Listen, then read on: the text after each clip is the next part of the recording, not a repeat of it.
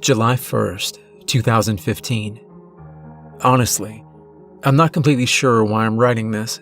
These memories are something I've been repressing or trying to repress for a majority of my life. I've been told it can be therapeutic to put a traumatic event into writing, but I guess I'll be the judge of that once all of this is done. I'm sure most, if not all, of what I'm about to say is supposed to be classified, but in light of recent events, I don't think it's that big of a deal anymore. I don't see how talking about any of this online could possibly make this situation worse. I'm not going to talk about everything here. There's far too much to the story for that to be possible. But I'll let you know how it all started. That's what's been on my mind anyway. Maybe if things had gone a little different back then, I wouldn't be in such a mess now. To preface this a little, you need to know that I grew up in Sutherland, Nebraska. Even those of you familiar with Nebraska will probably still never have heard of there. It's a town of just under 1,400 people, a little south of North Platte. Not a lot happens here, so when something does, the whole town goes crazy over it for an unholy amount of time. After a quick Google search, you'll be able to find that the thing we're probably most well known for is the Kelly murders. In 1975, a family of 6 was murdered in their home by a local. It was one of the most well-covered stories in Sutherland's history. The killer was released a few years ago, so the story is all over the internet again. It's an absolute favorite of the press. I guess the fact that those murders were so popular is why I'm so surprised that the others weren't as famous, or even famous at all. Few people outside of Sutherland residents have even heard of them. Now, I can't give specific details because I haven't read any articles about them, but I can tell you the stories I grew up hearing. I think it happened sometime when I was very young. I have a vague memory of my father telling me to come outside immediately and making me stay with the rest of my family in the living room until the morning came. But I don't know for sure if this was why. Several decades after the Kelly murders, there was another double homicide in Sutherland, about a mile down the road from where I grew up, actually. The family who owned the property lived in the main home about 100 yards off the road. There was a second guest house on the property that they rented out to an older couple nestled right by a small grove of trees about halfway between the main home and the road. The murderer apparently broke into this guest house and, for some unknown reason, brutally murdered the elderly couple and fled the scene without stealing a thing. I believe the murderer was caught several days later, but like I said, I don't know for sure. The police came and took the bodies and cleaned up all of the blood, but the family who owned the house hasn't rented it since. It's hard enough to find renters in Sutherland as it is, much less for a murder house. Going into middle school, I'd heard this story many times, so it was no news to me. I actually knew the girl whose parents owned the property. Well, when your class is 17, you pretty much know everybody. So when I was invited to the girl's 13th birthday party, the murder house was one of the last things on my mind. Her family was one of the rich families in Sutherland. As a kid, I knew this because they were the only family in town that had their own pool. I don't mean one of those collapsible above-ground bacteria pits. I mean a built-in, wonderful oasis in her very own backyard. It even had a waterfall, for Pete's sake. When I got there for the party, I swam until my body was so full of chlorine-saturated water that I just had to soak it up with some cake.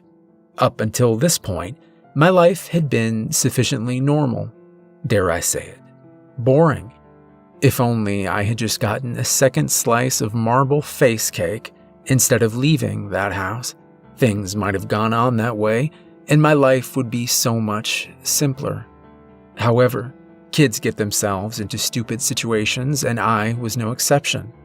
While I was getting cake, my gluten-intolerant friend, Shelby, was getting some carrots at the refreshment table. Like everyone else my age, I had known Shelby since we were little kids.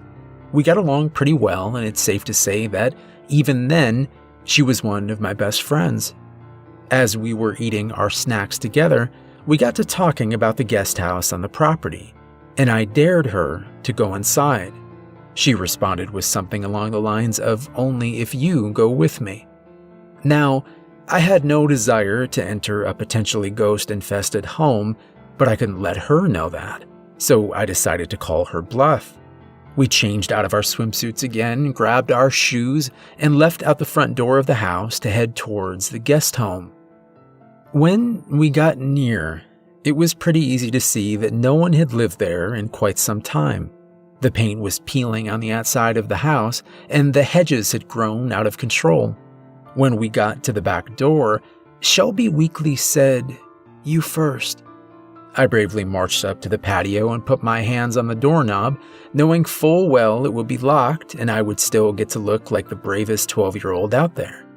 To my surprise, the handle twisted with ease and the door swung open with a loud, stereotypical creak. Despite the fact that I was basically terrified at this point, I decided to try to keep up the brave act and said, "You coming?" in some snotty voice before stepping over the threshold. Looking around the inside of the home, the only thing that really seemed to be wrong with it was an excess of dust. Other than that, it looked just like a normal home.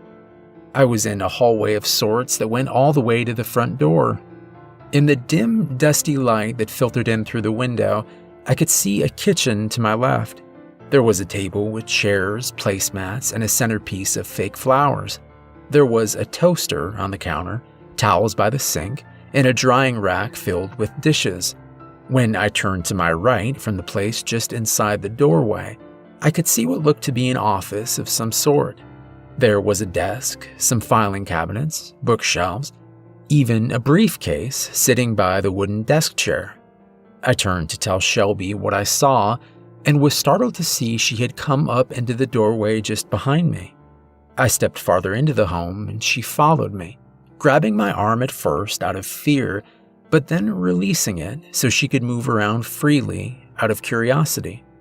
Now, I was absolutely still terrified, but when you're that age and you're trying to impress the first girl you've ever had a crush on, you're willing to do most anything. And to be fair, the house could have been a lot scarier. I'm sure the way you're thinking about it is something fresh out of a horror movie, but you have to remember it was broad daylight at the time. It's not like we were trying to navigate using the irregular flash from a camera or the flickering light of a single match. It was relatively bright in there. While Shelby walked over to the dining room, I stepped into what looked like a living room. The strange thing was that all of the couches had been pushed over to the wall by the fireplace and TV, leaving an entire blank wall on one side. What was strange about that wall was that though most of the walls of the house were yellowed with age, this wall had a large, irregular portion of it that was still mostly white. Assuming it had been some kind of decoration, I got closer to see if I could figure out what had been hung on that wall to make that strange shape. Upon closer examination, I saw what looked like brush marks in the white patch. At first, I thought something had been painted over. Then, with a gasp, I realized the truth. This is where they had scrubbed the blood off of the walls. The murders had happened. Right here. Mildly freaked out, I walked over to Shelby in the dining room to see her crouched over something in the corner. I looked over her shoulder and recognized it to be some kind of bird. Hearing me approach, she glanced toward me and said, "Must have been some kind of animal that got it. The weird thing is that it took all the feathers."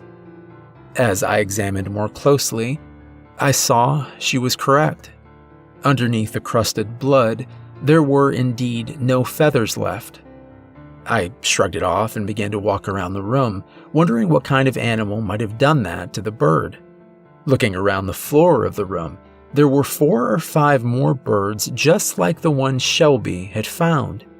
Whatever it was, it had been busy. The longer we stayed, the braver we became. At first, we just explored the main floor, which had the kitchen, the office, a bathroom, the living room, and the fancier dining room where we had found the birds. But then we moved upstairs to the bedrooms. There were 3 total bedrooms and a bathroom. The 2 smaller ones seemed to be guest rooms and mostly vacant, but the master bedroom was the real find. It, like the rest of the house, was as if someone still lived there. There were clothes in the closet and jewelry on top of the dresser. There were slippers on the floor near the bed, just like in my parents' room at my house. Now, I didn't question why any of this was still here as a child, but I found out later from talking to my friends that the couple who was killed there had only one son who lived in California. For whatever reason, he never came to collect their things, and since the owners didn't intend to rent the house out anymore, nothing was cleaned out of the home. It was, for the most part, exactly as it had been when the couple lived there. When we had seen everything to see on that floor, we moved on to the attic. The attic was accessed by a narrow staircase that, very steeply, led to a wooden door at the top. Shelby shyly pushed me in front of her towards the stairs, and not wanting to disappoint her, I began to ascend. Maybe it was just because the sunlight didn't reach this staircase as well, but for some reason I had a growing feeling of dread as I climbed those stairs. Shelby must have sensed it from the way my pace slowed, because she said, "We can just go if you want." From the tone of her voice, I could tell that leaving is exactly what she wanted to do, but all that did was inspire me to try to impress her more. I reached out to the door at the top of the stairs and twisted the handle. It wouldn't budge. My courage returned to me.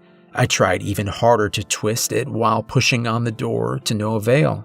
I took a step back and steadied myself to kick it when Shelby very quietly said, "Can we just go, please?" I looked back down at the stairs and saw the fear in her eyes, and I knew this wasn't a test. She just wanted to get out of this house, and the sense of dread returning, I was not about to argue with her. I walked back down, and as I passed where she stood at the foot of the stairs, I froze.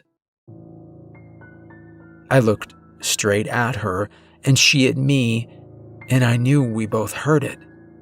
It was a soft, constant scraping sound that resembled a deadbolt being turned. It only lasted for a few seconds, but it seemed like an eternity that we were frozen in place, our eyes locked. A gentle creaking came from the top of the attic stairs, followed by the most terrifying thing I've ever heard in my entire 12 years of life. A weak voice, almost like it was out of practice, speaking for the first time in days, simply called down, "Hello?"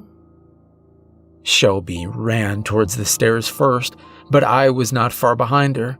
The stairs were steeper than either of us were used to, so it took longer than either of us were comfortable with to make our way down. About 5 or 6 steps from the ground floor, Shelby lost her footing and fell. She managed to land on her right shoulder and roll the rest of the way down, relatively unharmed. I, on the other hand, was not so lucky. My momentum was too great for me to stop before hitting the falling Shelby and tripping over her body, taking a few staggering steps while trying to balance myself before running full force into the front wall of the house with the top of my head.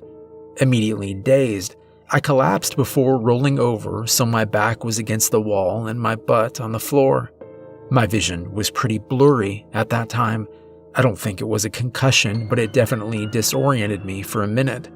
The first thing I saw was Shelby getting to her knees and starting to stand up just in front of me. Despite my mental fuzziness, I remember I was still relieved that she was okay. As I began pulling myself to my feet, I glanced up to the top of the stairs. Now, my vision was not entirely back to me at this point, but I swear I saw a hand, paler than any I had ever seen, gripping the railing at the top of the stairs. The hand appeared to be straining to drag the rest of the being into view, and the last thing I saw before leaving was a set of shoulders and an even paler face joining the hand. At least, I think it was a face. Most of it was obscured by long black hair that appeared to have other black objects twisted into it that stuck out at various angles. Now, I have played soccer most of my life, and people who know me will tell you I hit my peak speed in early school before I had my knee surgeries. This is not true. The fastest I have ever been in my entire life was that day when I grabbed Shelby's hand and pulled her out the back door of that house. I remember leaving that door wide open as Shelby and I sprinted with all our might back into the main house and back to the party. I can't imagine we were much fun for the rest of the day, as we sat mortified in the corner of our friend's living room. When the other partygoers were waiting for their parents to come pick them up, I walked up to my friend's mom and asked her who was living in the guest house.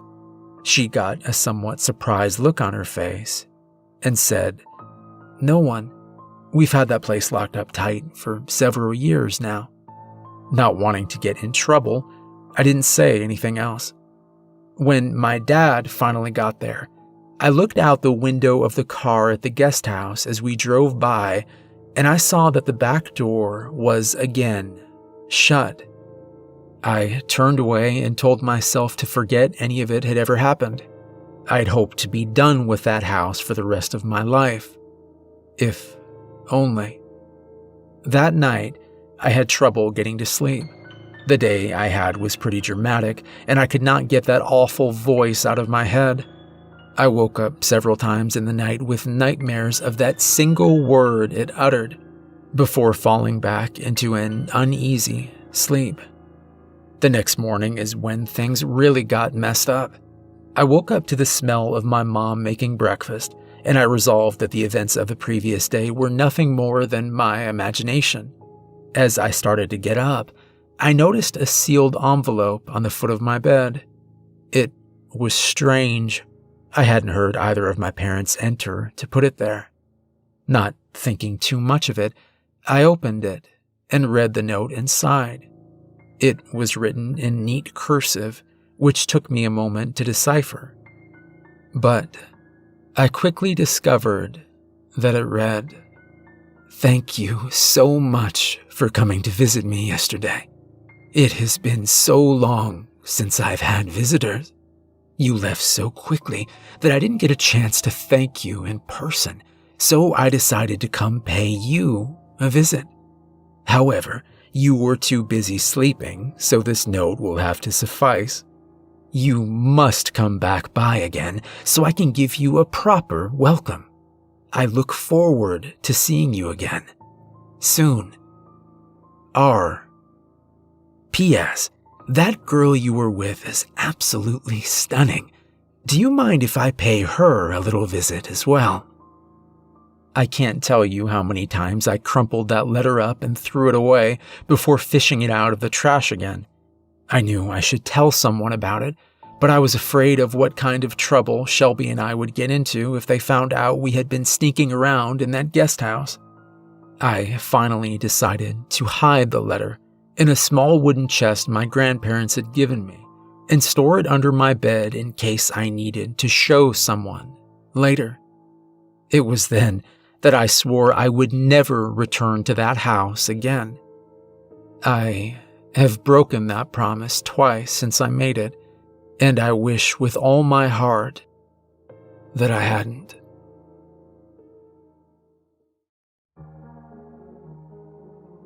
February 29th, 2016. Sorry it's been so long since I continued the story. I guess I've been pretty busy. It feels good to finally be able to talk about this. But it's hard to work up the energy to relive all those memories again. I just have to find the drive to get me started. I've been on the road so much these days, sleeping wherever I can, that it got me to thinking about my school campout from back in the middle school days.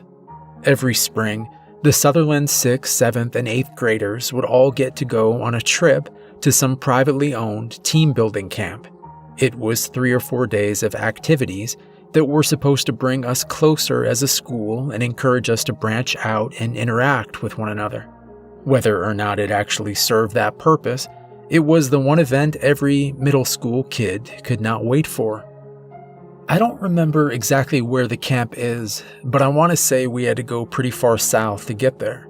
I think it was called Wildwood or something along those lines. All I remember is that the bus ride seemed like it took forever, with nearly 50 kids and something like 10 adult chaperones crammed aboard. The trip that really stands out to me was the last one I attended. Normally, kids get to go 3 times, but I was excused from participating my 8th grade year. I remember really enjoying myself my 6th grade year, so I was absolutely stoked for my next opportunity. Truthfully, I can even say that I enjoyed most of my experience in 7th grade.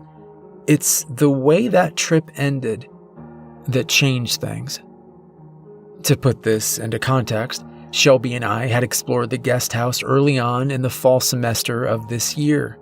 The camping trip would have been sometime during the spring when it had finally gotten warm in Nebraska.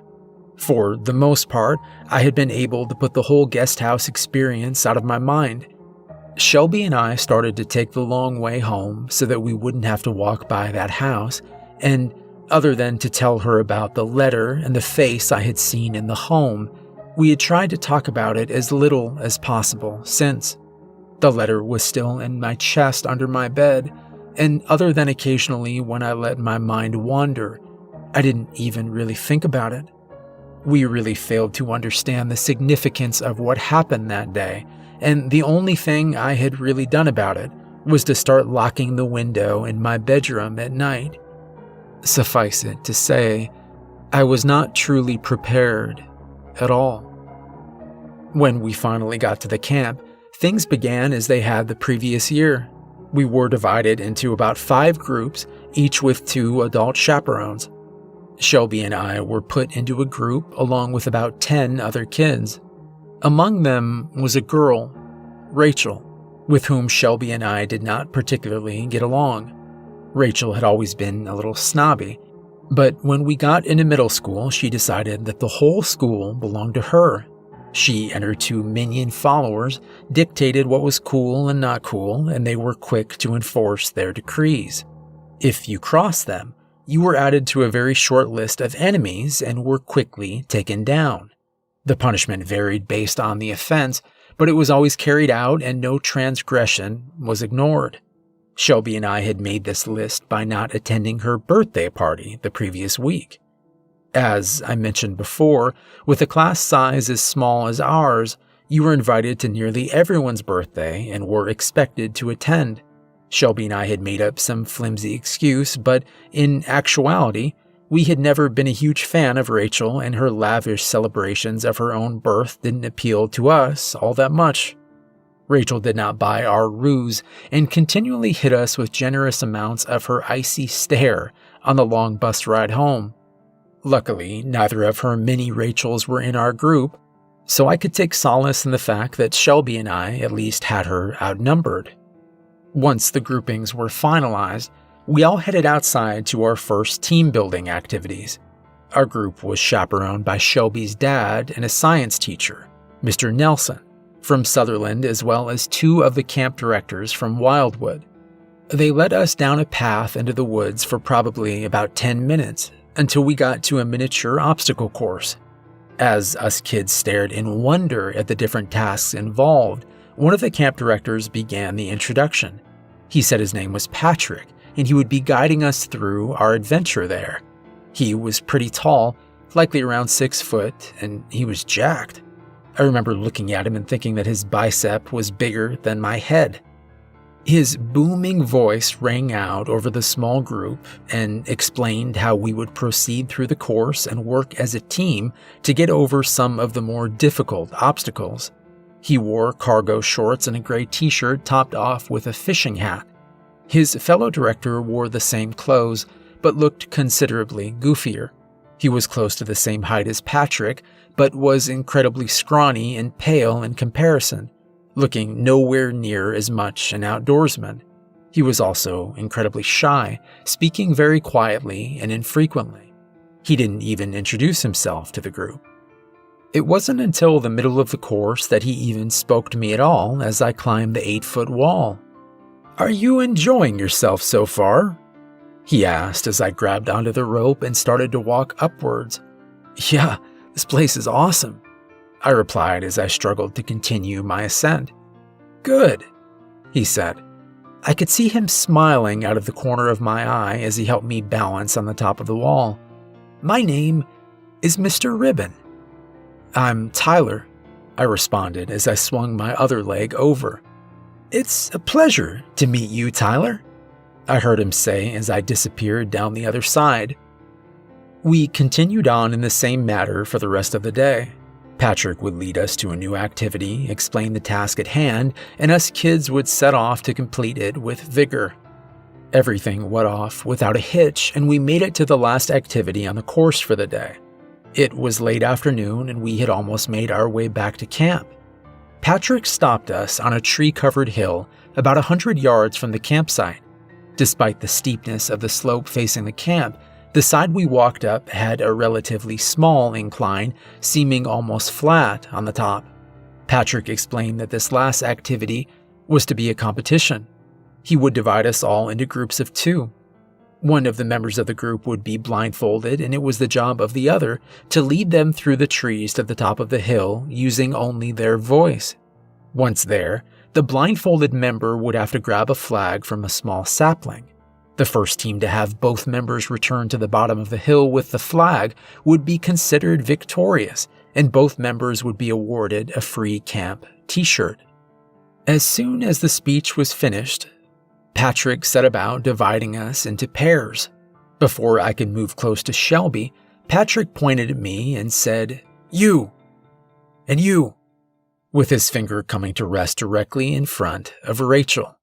In all honesty, she seemed just as determined as I was to win, and when we turned to look each other in the eyes, we knew there would be a temporary truce until the t-shirts were ours. She quickly informed me that I would be the one to wear the blindfold, and I wasn't about to disagree with her. We took our position at the far left of the starting line, and the last thing I remember before the blindfold went on was glancing over at Shelby's apologetic face. Then, everything went black. Patrick yelled, "Go!" and the race was on. Rachel was a better guide than I expected. When the race first began, I didn't completely trust Rachel, and I moved pretty slowly. As time wore on, however, my desire to win overcame my mistrust, and I picked up the pace a little. I found her directions to be incredibly accurate and helpful. I was able to move through the trees without incident, and it wasn't long before I heard her shout, "That's it! You're through the trees! Now, run! You're almost to the flag! Hurry! We're in first!" "Which direction?" I called back anxiously. "Straight ahead! You're going the right way!" was her response. As I reached my sprinting pace, she added, 20 more feet! You're almost there!" Almost immediately after those last words had left her lips, the ground disappeared out from under me. My legs were running as hard as they could, and the next moment they were flailing uselessly in the air as I fell. It couldn't have been more than a second, but to me it felt like I was falling in slow motion. My feet hit the ground mid-flail, and I immediately toppled over. I landed on my shoulder and kept log rolling until I collided, stomach first, with a tree, which knocked the wind out of me. My blindfold had come off in the fall, and I took in my surroundings as I struggled to catch my breath.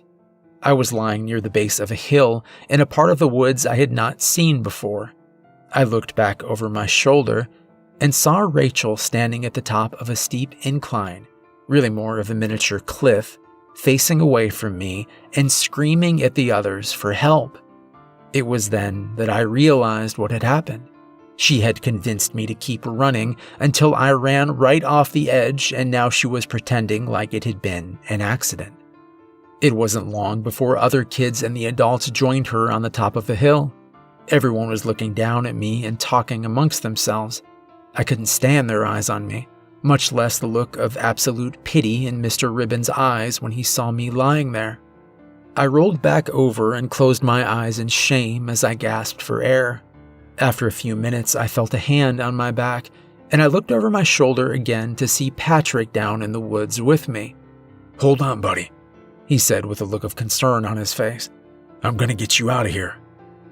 As he started to pick me up, I glimpsed something in the woods. I took another gasp of air as I realized that just a few feet behind the tree that had stopped me was a pile of 3 or 4 dead birds surrounded by flies. All of them had their feathers removed. Patrick carried me back to the nurse's office at the campsite, who kindly told me that nothing was broken. I would just have a few bruises and scrapes and a sore shoulder for a few days. She had never been a fan of those blindfolded races, and I was not the first child to fall down and get hurt in them. She went on like that for a while, but I didn't really care. I just wanted to get back to the rest of the campers and talk to Shelby about how Rachel had exacted her revenge. I didn't get to return to camp activities the rest of that day, but I did meet up with the rest of the boys from my group that night at our cabin, who were glad to see I hadn't died. As the rest of the boys were falling asleep, I got a text from Shelby saying that she didn't like hearing all the strange noises of the woods outside her cabin. I responded, ignoring the subject of her text and saying I needed to talk to her. She asked me if I could meet her. I was already sneaking out one of the windows before I even thought about responding to her. The cabins were all lined up with their backs to the tree line. The first group was boy cabins 1 through 5, and the next was girl cabins 1 through 5 with about a 50-yard gap between them. Since we had been group 1, we were in cabin 1 and we knew the girls would be in girl cabin 1. I walked behind the other 4 boys' cabins, and when I came to the gap between cabin groups, I went to just inside the tree line. It's true that I scare somewhat easily, but when you live in the country, you play a lot of flashlight tag and hide-and-go-seek in the woods at night. It's not a big deal at all. One of my neighbors had about 2 acres of woods on their property, and my friends and I would play in there all the time. I entered the trees at Wildwood without a second thought, and the moonlight was so bright that I only used my flashlight sparingly. I didn't want to be caught. When I finally got close enough to the girl's cabin, I told her to meet me in the woods out back. I watched as she clumsily opened a window and climbed out and into the woods alone. When she got near enough, I whispered her name and she came over to me. "Let's not talk here," she said as she pulled me farther away from the cabin. "No one knows I left. I don't want them to hear." We moved to an area about halfway between the 2 cabin groups where we thought we wouldn't be heard.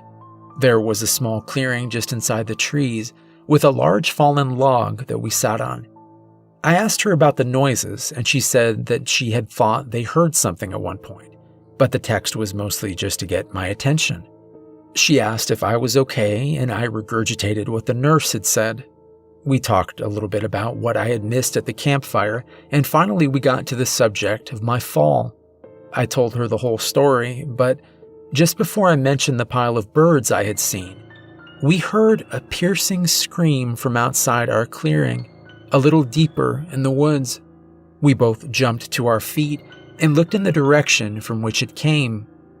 The scream continued, and we could hear loud rustling from a bush in the general vicinity, and we could see its branches shaking violently.